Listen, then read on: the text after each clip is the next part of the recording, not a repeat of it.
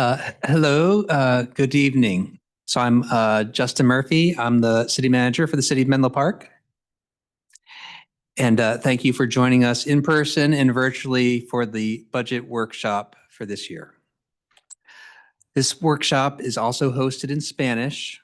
For those in person, please go to the table in the back for assistance. And for those in virtual attendance, there's a globe icon near the hand feature on your screen. Our interpreters this evening are Esmeralda Villarreal, Amanda Sosa, Lorna Silva, and Angela Thielen. Thank you all for your time and services today.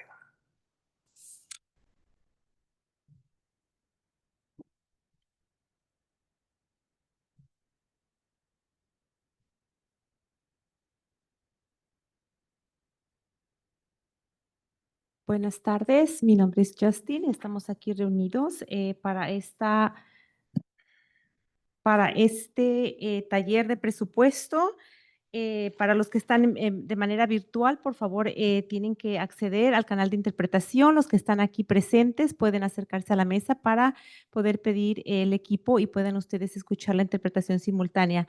Los intérpretes de esta noche son Esmeralda Villarreal, Amanda Sosa, Loma Silva y Ángela Telén.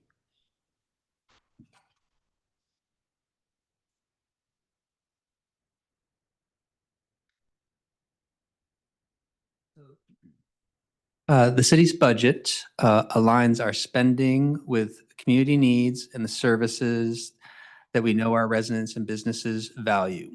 I want to thank the staff across all departments for all their work that went into producing this proposed budget. Again, this year, we've been mindful of expenditures and holding steady and maintaining current services. Our approach takes into account the overall economic environment and our long-term economic forecasting. We have included only limited staffing growth in the police department, mostly related to parking enforcement. Next year, we plan to spend over $78 million in the operating. The budget is also a living document, and I expect revisions to take place during the fiscal year as we consider various funding needs. For next fiscal year, our two important reserves remain fully funded at the minimum policy levels, which is an important consideration in the city's recent AAA credit rating. Tonight, you will have a chance to learn about the services, programs, staffing, and budgets across all city departments and learn about our capital improvement program. After this workshop, the next budget milestone is the City Council's public hearing on June 10th. This is a great opportunity to share your feedback and comments with the City Council. Again, thank you for being here tonight. I'll pass it off to Administrative Services Director Brittany Mello. Thank you, Justin. If we can have our city clerk pull up our PowerPoint slides. Terrific. So this evening's agenda, we'll start by reviewing our budget development process. Then we'll provide some tips on navigating our OpenGov Transparency Portal, which is our online budget. We'll review the proposed budget at a high level, and then dive into each of the department's budgets, as well as highlighting some of the accomplishments from our current fiscal year. Then we'll talk about next steps in the budget development process and have time for any questions. So I'd like to take a moment to recognize the hard work of the core budget team in finance and the city manager's office, shown here. And we really have budget contributors across all departments. This is a multi-month collaborative effort to develop the budget each year, and we rely heavily on departments as the subject matter experts in each of their areas. So we wanted to start by discussing some basics of the budget to help orient the community. So we operate on a fiscal year basis. Our fiscal year runs from July 1st through the following June 30th. We have two budget types, our annual operating budget, which consists of our day-to-day activities, and then we have our capital improvement plan, which is a multi-year plan to address the city's infrastructure needs. I will hand it over to our Finance and Budget Manager, Jared Hansen, to review these two budget types in greater detail. Thank you. I'm Jared Hansen, the Budget and Finance Manager. And I want to talk a little bit, first of all, about the operating budget. The operating budget of the city focuses on the provision of city services such as public safety, recreation services, building and planning, as well as the internal support of city staff. Each department and program budget contributes to the overall operating budget and to the level of services that City Council has directed us. The capital improvement plan, the second budget type, is a 5-year plan that ensures that city's infrastructure needs are met. It helps to prioritize the needs of the community and is both a long range, in both the short range and long range, as in areas such as recreation, roads, transportation, and the city's municipal water enterprise. The 5-year CIP plan is reevaluated and reprioritized each year as the budget is developed, and further out fiscal years other than this upcoming year do not represent a finalized budget proposal, but are just there for illustrative purposes. To help us further define the budget, we organize the budget by fund, department, and revenue or expense type. Fund is our broadest level, and each fund is determined by the specific purpose for how those funds can be used. Further down, we have the department level. These are the specific programs and services that are provided to the community. And then within those departments, we have the revenue and expenditure types. And these are the line item areas within the budget that are used for tracking and transparency. The general fund is our primary operating fund, and it's going to be the focus of most of the budget discussion that we'll have tonight. To talk a little bit more about the budget process, I'm going to turn it over to Ronnie Singh, our Internal Services Manager. Thank you, Jared. So the budget is a living document, and we run on the fiscal year. All right, here we go. The budget is a living document, and we run on the fiscal year where the new year begins in July. July through September, we review prior year's budget and start preparing our annual comprehensive financial report. October through December, we continue with the budget monitoring to make sure that we have spending according to plan. And as we get into the January and February timeframe, we do a mid-year budget review or budget update. Because the budget is a living document, we do expect to bring revisions through the amendment process. In March, the City Council has a priority setting workshop that helps provide us direction on the budget initiatives for the year. And in the April through May timeframe, we develop our operating and CIP budgets based on the City Council's direction, hold this budget transparency workshop, and we open our transparency portal. And then in the June timeframe, we hold a budget public hearing as well as the budget adoption meetings. Just a little bit more on the cycle of the budget process. Department budget requests go into the budget that is gathered by finance and presented to the city manager, who recommends the budget to the City Council. The community then has the opportunity to provide budget feedback to the City Council members through mail, through the public hearing, and through the budget public adoption. The fiscal year 25-26 proposed budget is available online, and we have Adrian Patino, our management analyst, here to show you how to navigate the portal. Thank you. All right, thank you for that introduction, Ronnie. So a couple of tips on how to navigate to our online budget portal. So this is the 5th year of an online first budget presentation to the community, and it is currently live now. The way you can access the budget is by navigating to the city's website, menlopark.gov/budget.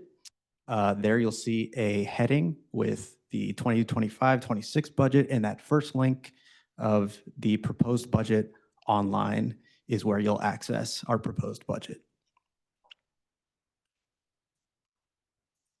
So clicking that link will bring you to a window that looks like this. And at the top of the screen, you'll have a navigation menu, which has all of the different sections and the pages within that section for you to browse and see the proposed budget in greater detail. As you scroll up and down, you will come across charts and tables that look like this one on the slide.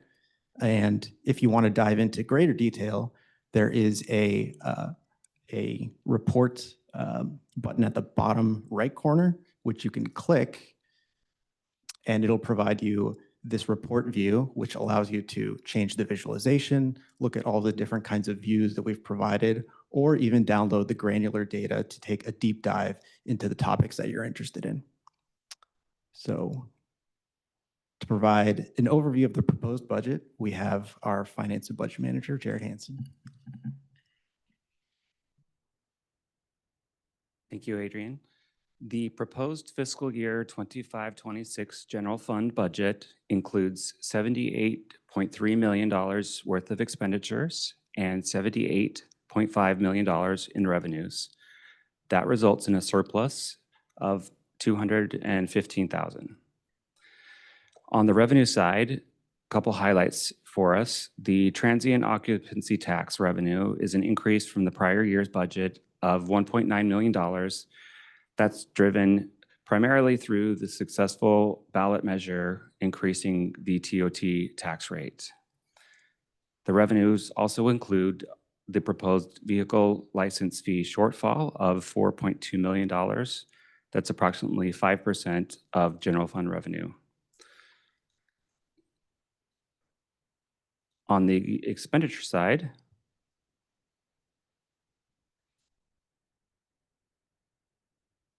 as a service organization, our personnel are our highest cost and our largest expenditure category.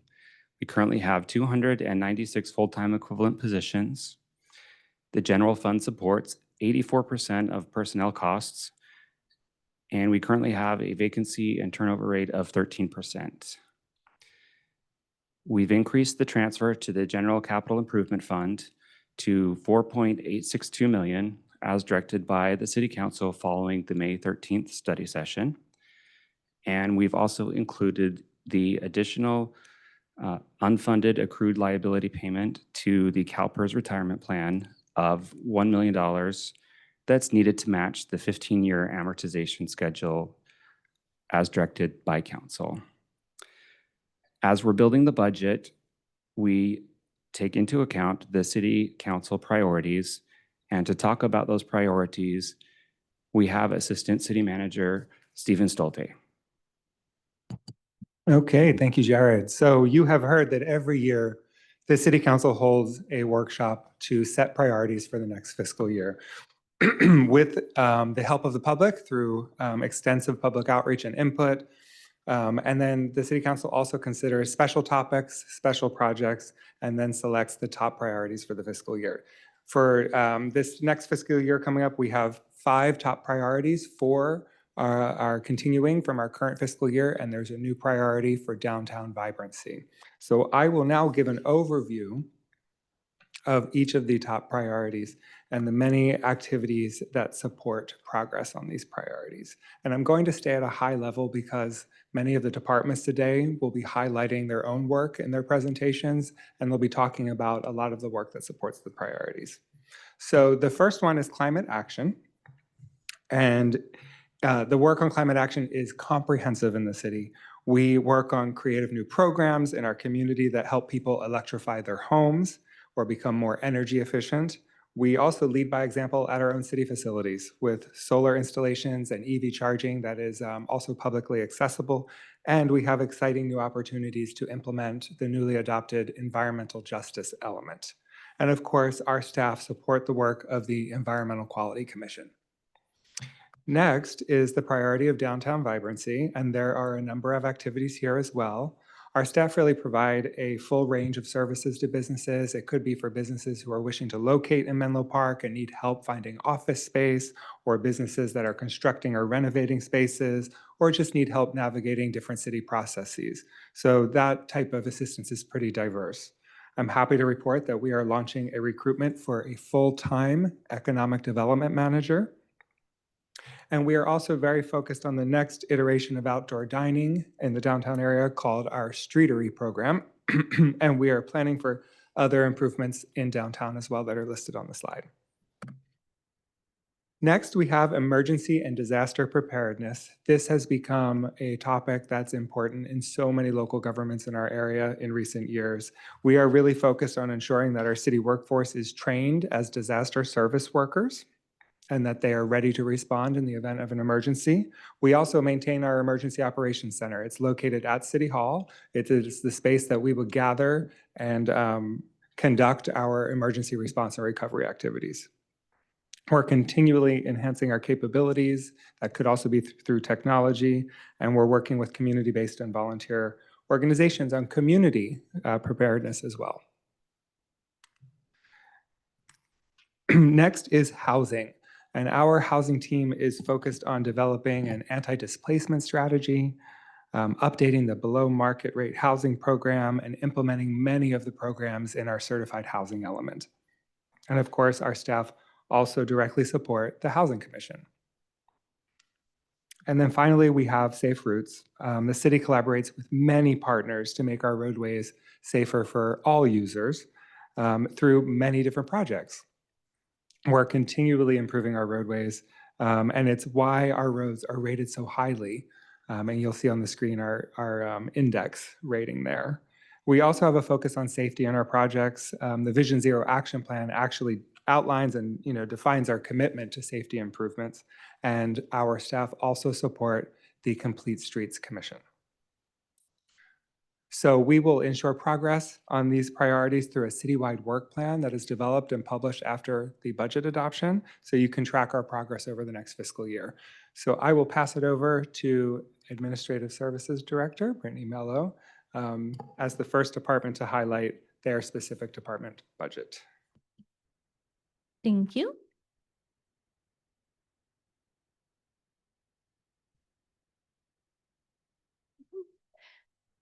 So this is a picture of most of our terrific administrative services team, rounded out by this picture. And so we are an internal services department. So what that means is it's our job to support all of the other city staff across departments and to make sure that they have the tools that they need to provide services to the community. So we are comprised of finance, human resources, information technology, and solid waste administration. Our proposed fiscal year budget has a total expenditure of $11.7 million, and we're holding steady at 29.48 full-time equivalent personnel.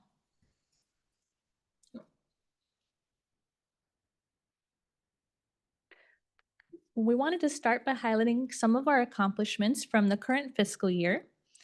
So finance really focuses year-round on reporting, working with the auditors, developing and monitoring the budget to help ensure accuracy and transparency throughout each fiscal year. Some of the things that we've worked on in addition to those responsibilities are continuing to enhance our OpenGov financial portal, both the public side as well as our internal side. We were able to update and roll out a procurement module this fiscal year. We also were awarded the Certificate of Achievement for Excellence in Financial Reporting for the fiscal year 22-23 for the annual comprehensive financial report.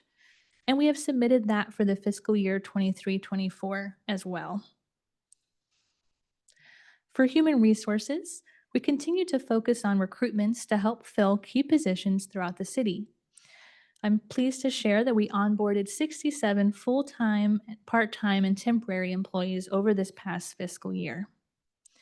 We also were able to successfully negotiate 2 labor agreements with the Menlo Park Police Officers Association and Police Sergeants Association.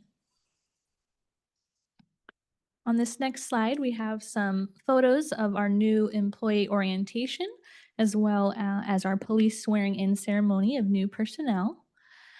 Our human resources staff also partnered with other city departments to participate in multiple career fairs to help attract the best talent to join the city. In information technology, we began launching our Microsoft 365 citywide project, which will help us move to the cloud to improve collaboration across departments and efficiency. We continue to focus on cybersecurity enhancements to really help reduce our risk against cybersecurity threats. We are now monitoring our systems 24/7 to detect and block threats. We are working on a new 5-year information technology master plan, which really requires input from each of our departments, and we anticipate being able to bring that to the City Council in the coming months for consideration. Additionally, for IT, we worked with both police and public works to install new laptops, radios, and cameras in our police vehicles to help our officers have the tools they need in the field. And finally, for solid waste administration, we were able to host 8 compost giveaway events, a document shredding event, and an electronic waste event. And we partnered with San Mateo County to host a household hazardous waste event. For our fiscal year 25-26 initiatives, finance will continue to focus on its annual budgeting and reporting requirements. And we will be commencing a cost of services study for city-provided services. We anticipate bringing a consultant agreement to City Council in the coming months, and this too will be a citywide effort. For human resources, we will continue to focus on employee retention and recruitment efforts, one of which will be to commence a citywide classification and compensation study. This helps us look both internally and to the market to help update our job descriptions and evaluate if any wage adjustments are needed to help attract and retain our talent. For information technology, we'll be doing a variety of projects, including upgrading our phone system and network infrastructure to help add resiliency to our systems. And we will be working continuously on our cybersecurity and seeing how we can partner with departments to improve their business processes through different software tools. For solid waste, our key area will be to conduct a solid waste rate study and Proposition 218 process to establish new customer rates for the garbage, recycling, and compost for residences and businesses. And we will continue to enforce SB 1383, the state organics law, to help get everyone into compliance with that law and help reduce methane emissions. And next, I'll be handing it over to our Community Development Director, Deanna Chow.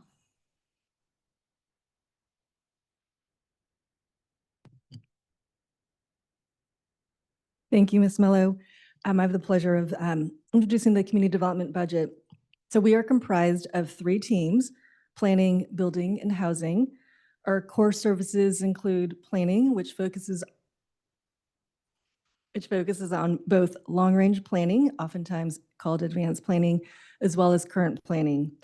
Our work includes implementing the city's general plan, which is the blueprint for land use and development, the city's zoning ordinance, which implements our regulations, and taking projects through the development review process.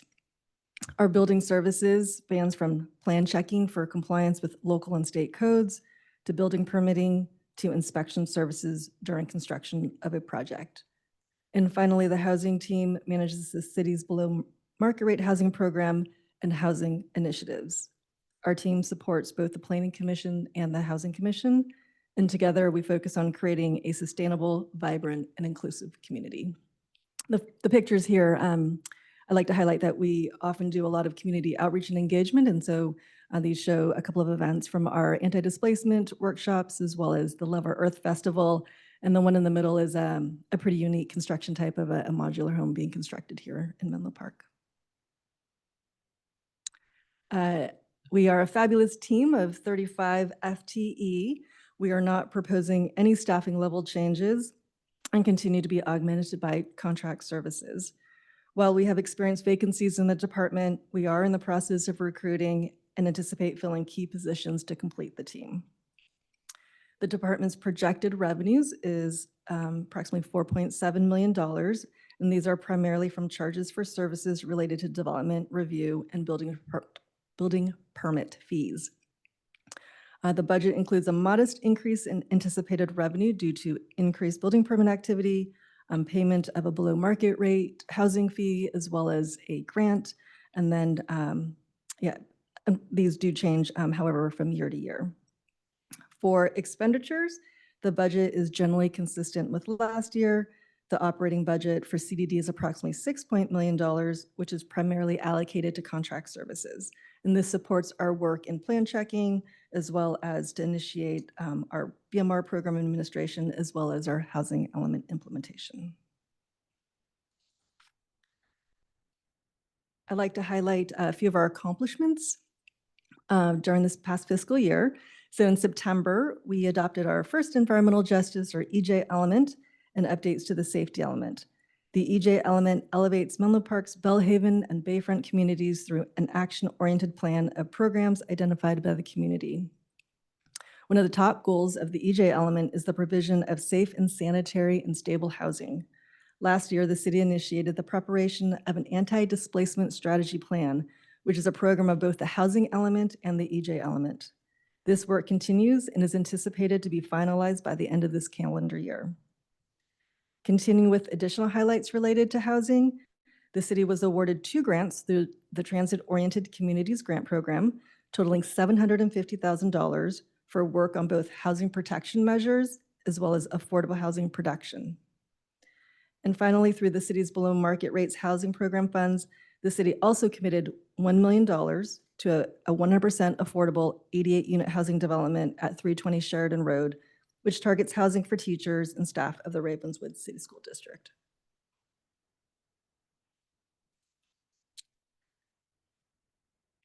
A few more accomplishments. The team has been busy in all aspects of the development process. Our dedicated building team has issued over 1,700 building permits and completed approximately 10,000 building inspections. The team also granted over 775 occupancy to over 775 residential units, including 115 below market rate units. Additional housing to support formerly unhoused or at-risk veterans is also underway at the VA campus on Willow Road. I'd also like to highlight a few initiatives that help streamline processes, and these include real-time permit issuance of photovoltaic projects and the establishment of a pre-approval process for accessory dwelling units. So moving on to initiatives for this upcoming fiscal year, the team is looking forward to completing work that is underway and initiating new activities in the upcoming fiscal year. In support of the City Council's housing priority and part of the housing element implementation, the team will continue to advance work on the development of affordable housing on the downtown parking lots to meet the city's housing allocation, to finalize the anti-displacement strategy and to begin program implementation, to launch the below market rate housing nexus and feasibility study to update the BMR program, and to update the ADU ordinance, accessory dwelling unit ordinance, to help clarify and for consistency with updates to the state law. The team is also planning to implement a new BMR management software program to help improve and streamline our BMR administration, which includes our interest list communications as well as our annual rental certifications. We also anticipate development activity to continue to progress and are currently reviewing a variety of projects that total approximately 1,500 housing units, about 1.7 million square feet of non-residential uses, as well as 130 hotel rooms. Staff will continue to conduct design review and environmental review as part of these entitlement processes. Lastly, I'd like to highlight that this year is the triennial building code adoption cycle. Staff will be working to bring forward changes to the building code that incorporate advancements in safety, energy efficiency, and construction safety methods, as well as any local amendments that are specific to Menlo Park. We'll be coordinating with the sustainability team on these efforts to meet the city's climate action goals. And now I'd like to pass it on to Stephen Stolte for general administration. Thank you, Deanna. So under general administration, we have the city council, the city attorney's office, and the city manager's office. And that includes the city clerk, communications and public engagement, economic development, emergency preparedness, and sustainability. So overall, this department is really responsible for policy development, legal services, and management for the entire city. Our budget is $11 million. We have 18 full-time employees, 5 of which are city council members. And here's a picture of the city manager's office team. We have 1 person missing, but I really love this picture. And now I will highlight some of the accomplishments over the past year. Of course, we talked about our priority setting workshop, but our city clerk's office also administered a municipal election where 2 new city council members joined our city. We filled 17 vacancies across city advisory bodies. We increased engagement across all of our city communication channels. We also updated emergency preparedness plans. We have a variety of plans for different scenarios. We upgraded the Emergency Operations Center, and we launched those trainings for disaster service workers that I talked about earlier. One important milestone from the last year is the update to our Climate Action Plan scope of work, and this really addresses the last 5 years of that plan to get to carbon neutrality. So it was the midpoint of our plan, and a lot of work went into updating what was working or what needed to be changed. We also continued our work at our municipal facilities. We electrified 7 water heaters, and we continued that community-wide electrification program. Over the next fiscal year, you heard about that work plan that we'll be releasing. We're also focused organization-wide on succession planning and developing our staff. Our city clerk's office will be improving our Public Records Act portal, as well as updating our records retention schedule, which is required. And we will continue our communications enhancements, including enhancing our city website and improving our emergency communications, which have become so important during our winter storm seasons in particular. We will continue our economic development work, continue our emergency preparedness training. This next fiscal year, we're focused on acquiring the supplies we need to sustain our response and recovery efforts, and then continuing our technology enhancements. And then there's finally some just continued work with sustainability at our facilities. So next, I will pass it over to Sean Reinhart with Library and Community Services. Thank you. Good evening. So Library and Community Services encompasses a wide range of really like public-facing services. We provide lifelong learning and recreational opportunities for people of all ages, abilities, and lived experiences. We focus on providing high-quality services to every member of the community, and we do that with our skilled and qualified personnel who are supported by contracted help, and we have an extraordinary core of dedicated volunteers.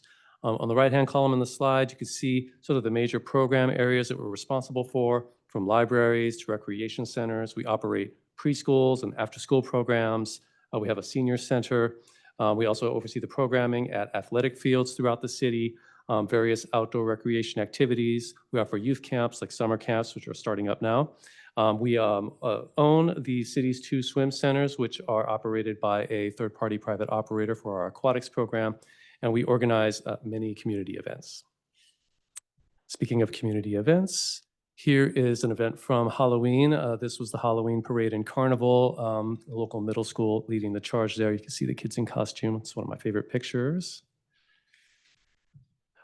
Just to drill down a little bit into the details, we operate 8 major indoor facilities, the Arriaga Family Gymnasium and Gymnastics Center and Recreation Center. The Bellhaven Child Development Center is a preschool. We also just opened last year the Bellhaven Community Campus. That's a multi-service center that's 5 programs in one. It has the Bellhaven Library, the Bellhaven Pool, the Bellhaven Youth Center, which is an after-school program, the Menlo Park Senior Center, and the Oneida Harris Community Center, which is a recreation center. Also Burgess Pool, Menlo Children's Center, which is another preschool that also has an after-school program, and Menlo Park Library. So a lot of facilities there. Takes a great dedicated team, and we're fortunate to have that of personnel to operate all those facilities, many of them 7 days a week. So we are currently in the current fiscal year, $68.25 budgeted full-time equivalent employees. Those are like the permanent employees. We're also provide services with the support of many temporary employees who are either seasonal employees or like part-time year-round. In the last year, they worked over 62,000 hours, which is roughly equivalent to 30 full-time employees. So all told, those department services are supported by about 98 full-time equivalent employees worth of time. Just for comparison, like your typical Target store employs about 120 to 200 employees, and we're operating 8 facilities plus all those other programs. So we pride ourselves in being a very efficient and effective department with the resources we have and to keep that service level high. Our proposed operating budget in the coming fiscal year includes $6.4 million in revenues from a variety of service fees like recreation, class fees, preschool enrollment, as well as grants and donations and some other revenues. We are proposing expenditures of $18.9 million in the coming fiscal year. Speaking of Belhaven Community Campus, here's a photo of that new facility. It's pretty amazing. It's been open about a year now. So far, the reviews are in and people seem to like it. In the past fiscal year, some highlights include that the new facility did achieve LEED Platinum certification. As Stephen mentioned earlier, the city's very focused on climate action and having very sustainable facilities and walking the talk. And the Belhaven Community Campus embodies that, achieved the highest level of environmental certification. And a lot of our highlights really are about serving the community. Over the past year, we served over 8,600 freshly prepared lunches to Menlo Park Senior Center visitors. We circulated over 400,000 library books and media items. That's physical library books and media items. We registered over 6,700 new recreation users through our recreation system. We hosted thousands of drop-in basketball visits and volleyball visits at our gymnasiums. We taught over 400 gymnastics classes to over 4,000 participants in our very popular gymnastics program. We organized 19 large-scale community events with almost 10,000 attendees, including the parade that was a picture of earlier. We also provided 625 smaller library programs that had over 15,000 attendees and mostly supported by donations from one of our partner nonprofits, Friends of Menlo Park Library. We also conducted a number of surveys this year to gain insight into community needs and desires, including a pretty major analysis of childcare needs in Menlo Park. We also did our annual survey of aquatics program users, and we just completed a community-wide survey on libraries, recreation, and parks. Speaking of aquatics, here's a nice picture of one of the youth swim lessons over at Burgess Pool. Looking ahead to the coming fiscal year, we will continue to focus on providing the services that I just described with excellent customer service. I'm focusing on community engagement, being efficient and effective, and aligning with City Council direction and goals.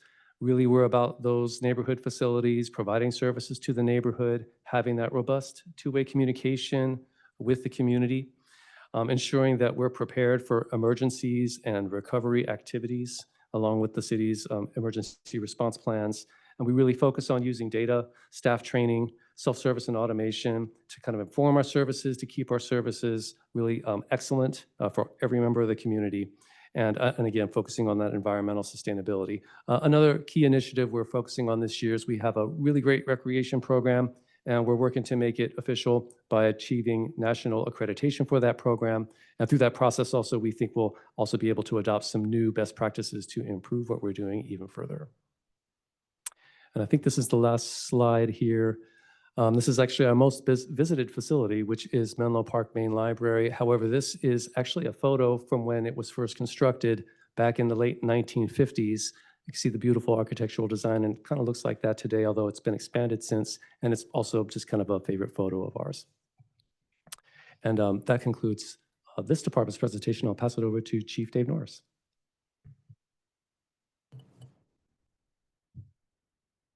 Right. Thank you, Sean. So quick overview of the police department and our services and our budget for this year. Starting out, just a quick overview of the police department. We have it functionally divided into 4 different sections. This is mostly reflected in the way that the budget is also reflected, but slightly different, just to make sure that we have all of our employees working at peak efficiency under different divisions. So we have our patrol services, which includes field operations, the field training program, that's new officers, the traffic unit, which are the officers on the motorcycles, our parking enforcement, and also our bicycle team, which I know that many folks see out in the public. Essentially, patrol is everything that is in touch with our community on the street that you see. And then we have the investigations division, which actually includes several different specialized positions. So our detectives who follow up and investigate, our problem-oriented policing team, which handles specific longer-term issues or higher profile issues that come up that require more attention and care than a typical patrol response. Our code enforcement team, which, as you all know in the community, is very, very busy, and our school resource officer position, which is also a very busy position. And then we have a records and dispatch division, records being the folks that handle all of the data that comes into the police department, whether those are police reports or statistics or mandatory reporting that comes in that has to be compiled and reported. We also have our dispatch center that is all the folks that are on the other end of the line when you call us for services. And that includes a property evidence and court officer position that handles everything that we book in as evidence, as well as all of the digital evidence that goes with it, and as we send it to court for prosecution. And then our administration section includes some of our complaints and complaint resolution, our community and media relations, training and wellness. All of that kind of falls under our administrative services. All right, so our upcoming and proposed budget, we have a $27.5 million operating budget that includes 73 budgeted full-time employees or full-time equivalents. That includes 3 additional employees that I will be talking about in just a moment. I like to put a percentage and show the public what we do when we have a pretty large size budget. We have a large size organization. I think it's important to express that in terms of how much of that goes to contractual obligations, how we pay our employees. And so 72% of that is budgeted personnel costs. But if you add in our budgeted anticipated overtime, as well as our part-time or per diem employees that help us to cover certain services, you get pretty close to about an 80% of our budget is tied up in, expenses that are required to just serve our employees. And then 15% of our budget is in operating costs. So as I said, we have a couple of service level enhancements that we're looking at for this year. And this is somewhat in accordance with a couple of our city goals, which include the downtown as well as safe streets. We would like to return the 2 full-time daytime parking enforcement officers that we had prior to 2020 or during 2020, and we made some cuts at that point. We'd like to return those to provide service to the community across parking enforcement during the daytime. We, of course, have parking enforcement at night for the overnight parking program. This would be in supplement to that. And adding 1 full-time professional staff to our records division. Over the last few years, our responsibility in terms of records keeping has exploded in need. We have a significant number of more reporting requirements that we have to the state and to federal databases, as well as just an increase in our digital evidence that we collect through body cameras and various other in-car cameras. As well as that whole process now has become digital and is required to be ported over to the district attorney's office. And so having an extra employee will help that. I also know that there's a distinct interest and need in the community of having us expand our services on Fridays. This would allow us to provide more in-lobby service. Of course, the police department is 24/7 in operations, but the amount of time that you can actually walk into the front lobby and get served, this will allow us to expand that. We have a couple of other things that we are also looking to add. As we add our professional staff, and just as a reminder, we are still below our sworn or police officer staffing levels from 2020, but we have augmented some of our professional staff to help us to pick that up. We do have a reorganization of some of the space in order to accommodate those changes.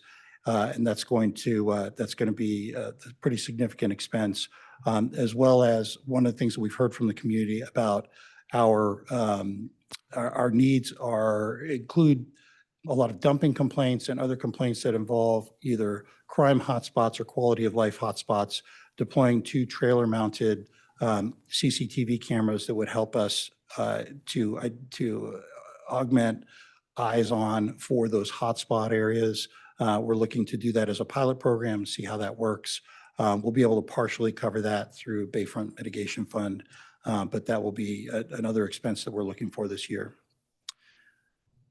And just getting into some of our accomplishments and highlights, and I've included some things here. What's not included that I'll tell you about is, year to year, we service about 30,000 distinct incidents using our police officers. About 20,000 of those are calls for service of the community asking for us to come out and help. And about 10 or 11,000 of those are proactive initiatives by our officers on the street to keep us safe. And in addition, tonight, as we speak, we are engaging in a newly established quarterly training that our officers are doing. This is practical training involving role players and simulated ammunition to give us a little bit of exposure to the high-risk incidents that are very low frequency but very high risk, and allow us to enhance the capabilities of our operational officers as well as our supervisors. And that's happening actually right now. We're doing one of those quarterly trainings. So in addition to that, we've modernized the technology a little bit, and you've heard a little bit about that already in terms of radio upgrades and vehicle technology upgrades, as well as the fixed license plate readers that we spoke about at length last year. Going on to this year, we're about 90% of the way through with the implementation and installation of those license plate readers. We've transitioned to a reporting webpage that's known as Citizen RIMS, much more user-friendly, easily searchable. There'll be a public rollout on that and a little bit of a how-to that will be coming forth soon. We've expanded our neighborhood watch blocks, and in addition to that, added some volunteers. There are some neighborhoods that really want to be involved, and as they're walking through their neighborhoods, being able to report back to PD, and we're working with them, as well as expansions to our bicycle patrol team. That's a collateral duty. In other words, officers aren't specifically assigned to bikes, but when the weather's good and the staffing's right, we have a lot of folks, officers who are trained to get out on the bicycles, meet our community where they are. This is a very, very bicycle-friendly community. And we have continued to see officers having interest, getting certified, and expanding that team. And then a really exciting project that we are working on in conjunction with The Ohio State University. This is a national consortium of supervisors providing practical experience, and with the ultimate goal of providing long-term sustainable tools and trainings that will help police supervisors to develop their skills. We've contributed a supervisor to that consortium, as well as myself and our internal services manager, Dr. Nicole Acker, serving on the program team for that initiative. And we'll keep the public posted on that, but there's some very exciting results that should come from that. All right, and a couple more on the topic of accomplishments and highlights. We've continued to police officer hiring, professional staff hires, as well as promotions at sworn and professional positions. We, at around the time of the budget turnover last year, had about 9 vacancies at the police officer position. We are down now to about 3 vacancies. And just for perspective, those 3 vacancies included several positions that are filled that are at the police academy or actively in training. And so, as I've said before, and was on the first slide, it takes about 18 months from the time someone knocks on the door and says that they want to be a police officer to the time that we have them fully independent, solo in patrol. So we really need to plan for those things in advance. Our community wellness crisis response team that we talked about last year, we have been able to onboard that clinician. We've had some tremendous early success, as well as that is a very evidence-based oriented program. There's some great research that's coming out of our friends over at the Gardner Center at Stanford that are showing some really good evidence-based results for having that clinician working on board in a co-response with our officers. A wellness coordinator that we've had now for the past year, that contract has been renewed. That is grant funded and provides wellness resources to our entire department. And we've also expanded our peer support team, which is essential to keeping our officers feeling well. We have spent a significant amount of time, and we've spent a significant amount of time talking about it here in this forum as well, with homeless encampments and RVs. We will continue to pay attention to that. But the most important part of that is the multi-pronged approach, working with our community-based organizations, as well as housing and public works, our partners here within the city organization, to really take a holistic look at that and do that in a way that is hopefully serving folks in the best possible way, without having to take kind of a harsh angle at that. And I think our personnel have shown tremendous collaboration and restraint in addressing that. 25, 26 initiatives for us. Some of these you'll see as repeats from last year because that the RV and encampments focus has taken a lot of our time and effort over this past year. And so some of the things that I would have liked to accomplish last year, we're going to continue to keep on our front view. Continued focus on recruitment and retention. That is an issue with every department here, as well as everywhere in policing. Continued search for technology resources that make service delivery safer and more efficient. We've had some great early success with some of our technology initiatives, and we continue to look for ways that we can do that. Support of our wellness of the staff through a variety of resources, as well as that in-house wellness coordinator position that assists us in every aspect of well-being. Developing a comprehensive strategy for non-criminal enforcement programs. That includes code enforcement. It includes parking enforcement. It includes a lot of the things that we do that are not strictly find a crime and make an arrest for that crime. And we want to find a way to do that in the most efficient and community responsive way possible. And then updating our public-facing dashboards. As I said, you have a new, much more easily searchable database of our activity, and we're looking to add and augment that with additional dashboard resources so that the public has the most transparent picture of our department as they can. And a 5-year strategic plan for the police department. That's something that's a personal goal of mine that I've been here now for 4 years. I would like to make sure that we're set up well for the next 5 to 10 years after that. And that concludes my section. I'm going to pass it off to our Public Works Director, Celia Mitch. Hi, good evening. Thank you, Chief. So Public Works, we are responsible for maintaining and improving the city's public infrastructure, and that includes our streets, traffic signals, stormwater systems, water distribution system, parks, trees, facilities, fleet, basically everything in the public realm. We have an operating budget with revenues of 35 million and expenditures of 42, and we're supported by quite a few different special funds and revenue funds. In terms of our organizational structure, we are 72 FTE strong. We have 3 main divisions: the engineering group, which is responsible for capital delivery, including utilities and also development reviews. Our transportation division, they're responsible for planning our roadways and bike ped improvements and operations. And our maintenance division, whom you see daily, taking care of our infrastructure. In terms of 24-25 accomplishments, we've been very busy. We've continued to maintain the public infrastructure, as well as deliver on quite a few capital improvement projects. We have our annual resurfacing, annual slurry seal program that we do annually.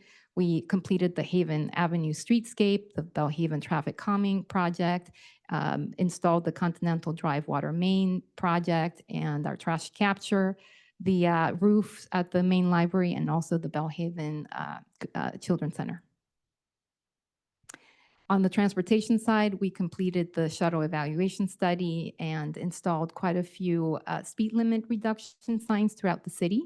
We also completed, in collaboration with San Mateo County, the Coleman and Ringwood Avenue transportation study. In terms of development services, we continue to work with our community development department and support ongoing coordination on major development projects, including Menlo Uptown, Menlo Portal, Willow Village, and Parkline. We will be very busy in the coming 25-26 in terms of highlights. Under construction, we will be continuing to work on the microgrid project at the Bellhaven Community Center. We have an automated meter reading project, and that will bring live meter readings to our customers within the Menlo Park Water Service area. We have a large effort to restore the pavement on quite a few segments throughout the city this summer. And also, we will be beginning construction on the Middle Avenue Complete Streets project. We have the Caltrain Quiet Zone, which we will be returning to City Council later this year, and then high voltage, as well as an array of water system improvements. That's on the construction side. On the design, we will continue to work on the Safer Bay project, which is a big effort to protect our city from sea level rise. And we will have the Middle Avenue design planning project, as well as Plaza 7 and 8, and many facility building projects. On the planning side, we will continue to work on our grade separation efforts, transportation efforts, as well as our water system projects. So we are responsible for delivering on the city's capital improvement program, and this consists of 7 categories that cover the public infrastructure. The fund is, the funding of the CIP has a number of sources, including the general fund, which on average has contributed $4.9 million, the Water Enterprise Fund, grants, and the special revenue sources. In terms of this coming fiscal year, we are proposing 64 capital projects with a budget of $79 million. Most of that is under transportation. We have our Middle Undercrossing project, which we're currently in design. We also have efforts focused on streets, water, stormwater, parks, buildings, and our environment. In terms of the funding of the $79 million, most of that is through our special revenue sources, $28 million from the general fund and the remaining from our water fund. For the 5-year outlook on the CIP, we will be busy focusing on quite a few projects, including evaluating on how we can electrify our Burgess Pool, the heating system, Safer Bay, continuing on that design, as well as transportation projects focused on the Middle Undercrossing and high voltage. And we have a big effort to build water storage for our water system. That is the overview on our CIP and Public Works in general. I will pass it on to Brittany Mello. Thank you, Azalea. So for next steps in our fiscal year 25-26 budget development process, as you've heard tonight, our budget is now available live online at menlopark.gov/budget. We encourage you to explore that at your leisure. And we will have two city council meetings. On June 10th, we have our public hearing, and June 24th, we anticipate the budget adoption. So we encourage you to share your feedback with the city council. You can submit a written comment by emailing city.council@menlopark.gov, and you can attend in person or join via Zoom and make a comment for the June 10th and June 24th city council meetings. So for questions, we're happy to take those this evening.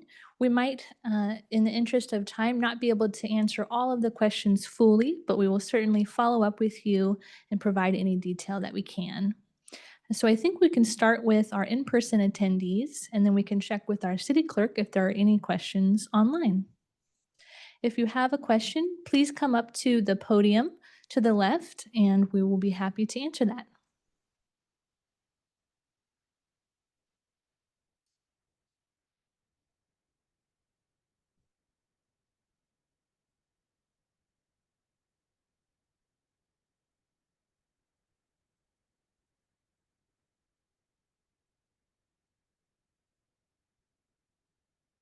I actually don't have a question, but I did want to put in a plug for the city council and the departments to consider a subsidization for the Bellhaven Community Pool, which is currently being operated by Team Sheeper, which I work for. I am the CFO for Team Sheeper.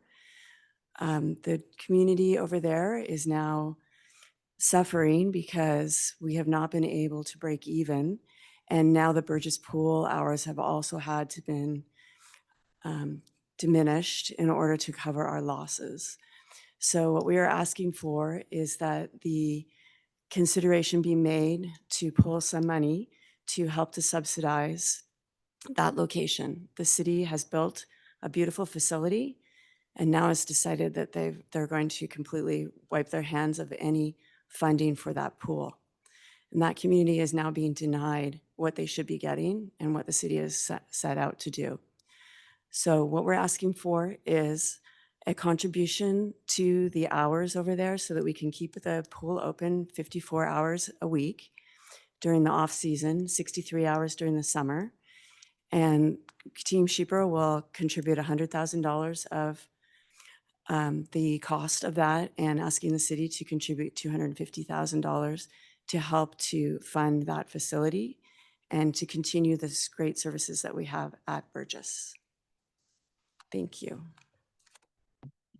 Thank you for your comment.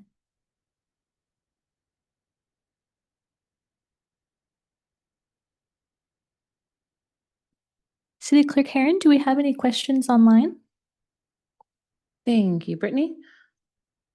It does look like I've got one hand raised, so if there is anybody else online, if you would like to ask a question or provide a comment to staff on the budget, go ahead and engage that hand feature. And if you're calling in, you can press *9. And I will begin with Ezio.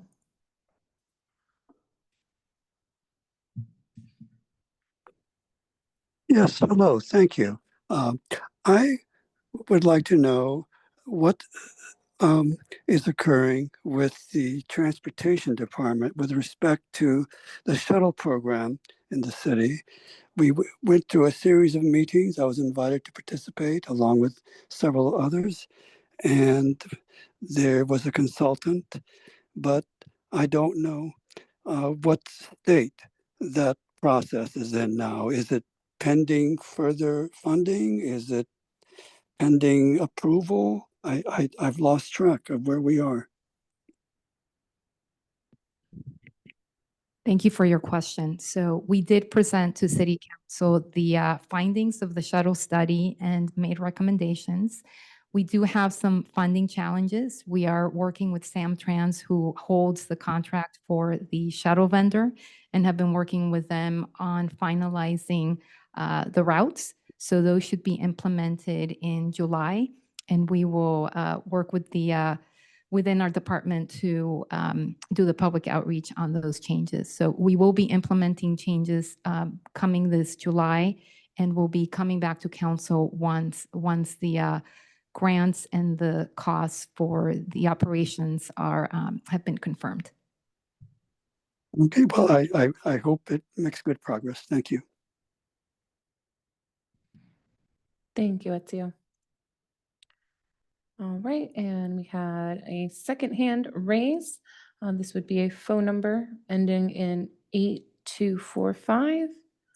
You should be able to unmute your end at this time. Hi there, my name is Arlene Navarro, and I'm a resident of the Bellhaven community. And I just wanted to voice my support for the CFO for the team shipper. I just wanted to say that I agree. I would like the city to please set aside some money to help with the cost pool.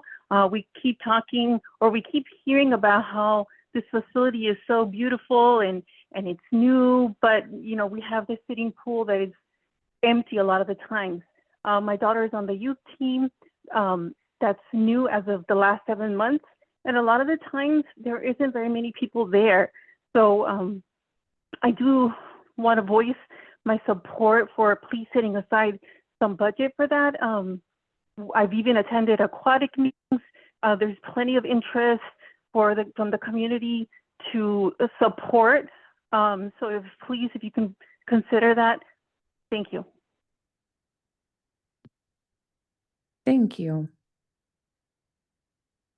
Okay, so I'm seeing no further hands, but would like to just open it up again. If there's any member of the public who would like to either ask a question or provide a comment on the fiscal year 25-26 budget that was just presented.